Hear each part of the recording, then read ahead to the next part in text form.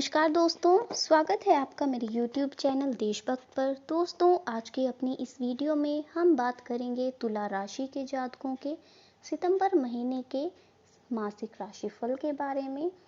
दोस्तों, इस महीने कुछ ग्रह अपनी चाल बदलने वाले हैं और उनके ग्रह परिवर्तन से आपकी राशि किस तरह प्रभावित होती है, ये आपको इस राशिफल में जानने को मिलेगा। दोस्तों, इस महीने 9 ग्रहों में से 2 ग्रह राहु और केतु अपने दिशा परिवर्तन करेंगे और ये दोनों ग्रह एक साथ ग्रह परिवर्तन करते हैं और हमेशा उल्टी चाल चलते हैं। तो दोस्तों, तुला राशि के जातकों के लिए ये महीना कई मायनों में काफ़ी बढ़िया रहेगा, क्योंकि उनकी राशि का स्वामी शुक्र नवम भाव में और नवें भाव का स्वामी बुध के साथ उपस्थित है और साथ में राहु भी है। ये तीनों ही मिलकर प्रबल राजयोग का निर्माण कर रहे हैं और केवल इतना ही नहीं, योग कारक शनि भी चौथे भाव में अपनी राशि का होकर बैठा है, जो एक अन्य राजयोग बना रहा है। ये सभी स्थितियां आपके पक्ष में जाएंगी और इस महीने को बेहतर बनाएंगी। हालांकि सूर्य और शनि का समसप्तक योग कुछ मामलों में दिक्कतें दे सकता है, जिनके प्रति आपको आगाह किया जा रहा है। सावधानी पूर्वक रहें और अत्यधिक अहंकार की भावना ना पालें, अन्यथा आपको परेशानियां मिल सकती हैं। तो चलिए दोस्तों, अब बात करते हैं तुला राशि के जातकों के कार्य क्षेत्र के बारे में। तो दोस्तों, अगर आपकी करियर की बात की जाए तो दशम भाव में द्विग बल से युक्त सूर्य देव विराजमान हैं, जो आपके कार्य क्षेत्र में प्रबल कार्यकुशलता को दर्शा रहे हैं और आपको कार्य क्षेत्र में बराबर मान सम्मान दिलाने का प्रयास करेंगे। लेकिन ऐसे सूर्य पर शनि की दृष्टि भी है, जो ये बताती है कि इस दौरान अगर आप जरा से भी अभिमानी हुए तो आपको अपमान का सामना करना पड़ सकता है और जिस या पद या प्रतिष्ठा की आप उम्मीद कर रहे थे, उससे आपको हाथ धोना पड़ सकता है। इसलिए अपने व्यवहार के प्रति संवेदनशील रहें। महिला सहकर्मियों और अपने अधीन कर्मचारियों के प्रति अच्छा व्यवहार आपको सबकी प्रशंसनीय या प्रशंसा दिलाएगा और आपको कार्यक्षेत्र में प्रशंसा के साथ सराहना भी मिलेगी। हालांकि अन्य विरोधी आपके सामने टिक नहीं पाएंगे। महीने का उत्तरार्ध थोड़ा कमजोर अवश्य है, लेकिन पूर्व में स्थिति पूरी तरह से आपके पक्ष में रहेगी। व्यवसायी लोगों के लिए भी ये महीना ठीक ठाक रहेगा। हालांकि यदि आप कोई ऐसा व्यापार करते हैं जिसमें आपके सामान को समुद्र पार या एक जगह से दूसरी जगह भेजना पड़ता हो, तो इस दौरान कागजातों की पूरी जांच करने के बाद ही सामान भेजें, अन्यथा उस पर टैक्स लगाया जा सकता है।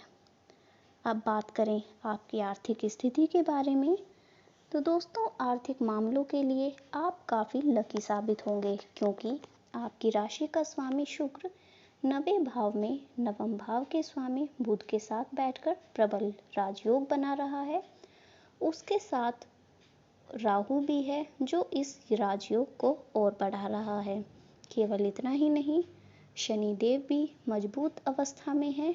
ये सभी स्थितियां आपको राजयोग प्रदान करेंगी और इस अवधि में आपका आर्थिक स्तर काफ़ी हद तक मजबूत बनेगा और आप जीवन में तरक्की की सीढ़ियां चढ़ेंगी। इस दौरान आपके विरोधी भी आपसे पीछे रहेंगे और आप काफ़ी आगे बढ़ेंगे।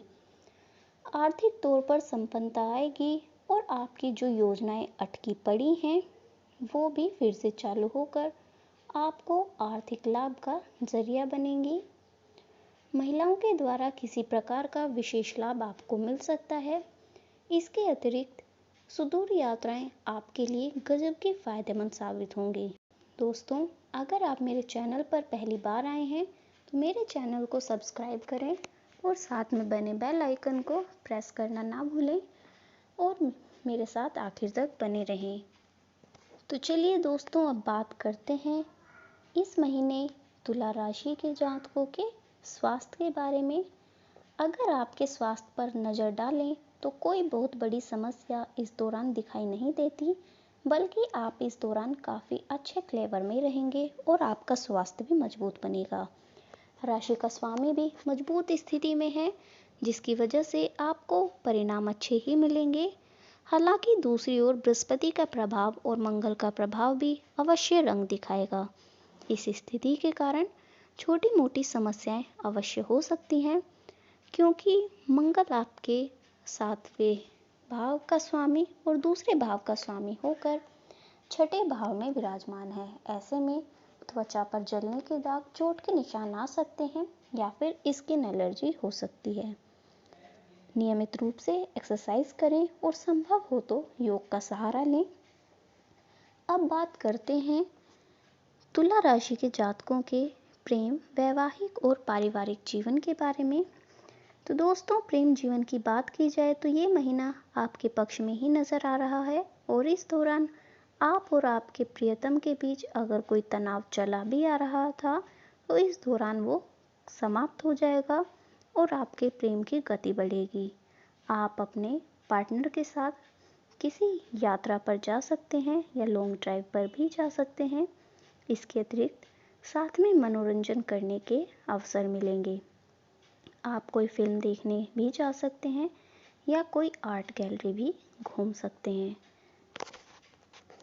और यदि आप अभी तक सिंगल हैं तो आपके जीवन में किसी खास व्यक्ति की एंट्री हो सकती है। इस वक्त आपके मित्र मंडल में भी इजाफा होगा। हालांकि हर दोस्त भरोसे के लायक नहीं होता, इस बात पर भी ध्यान अवश्य दें। यदि आप शादीशुदा हैं तो इस दौरान आपको थोड़ा संभल कर रहना होगा, क्योंकि आपके 7वें भाव का स्वामी मंगल 6ठे भाव में चल रहा है, जो किसी प्रकार की लड़ाई या झगड़े की ओर इशारा कर रहा है।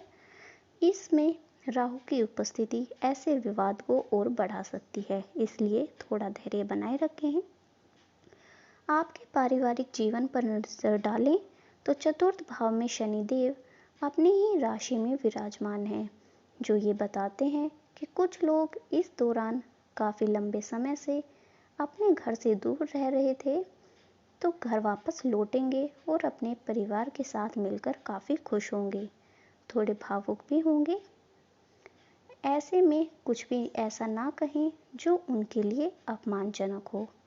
माता पिता की स्वास्थ्य चिंताएं, विशेषकर पिता के साथ आपका टकराव संभव है। हालांकि ये आपका स्वभाव नहीं है और आपको इससे बचना चाहिए। संभव हो तो कुछ समय के लिए कहीं घूमने चले जाएं। छोटे भाई बहनों को इस दौरान आपकी सलाह अथवा सहायता की आवश्यकता पड़ सकती है। बेहतर यही है कि आप उनकी हेल्प करें। इस दौरान आपके जीवन साथी के भाई बहनों से आपके संबंध मधुर बनेंगे। तुला राशि के जातकों को इस महीने उपाय के तौर पर विशेष रूप से किसी माता के मंदिर में शुक्रवार के दिन जाकर श्रृंगार की सामग्रियां दान करना चाहिए और उनसे अपने जीवन में सुख प्राप्ति की कामना करनी चाहिए। इस वीडियो में फ़िलहाल इतना ही। आशा करती हूँ कि आपको मेरी ये वीडियो पसंद आई होगी। आगे भी मेरे साथ बने रहने के लिए और अपने परिवार, मित्रों, स्नेहीजनों और शिक्षा, नौकरी, लेन देन के बारे में जानने के लिए मेरे चैनल को सब्सक्राइब करें।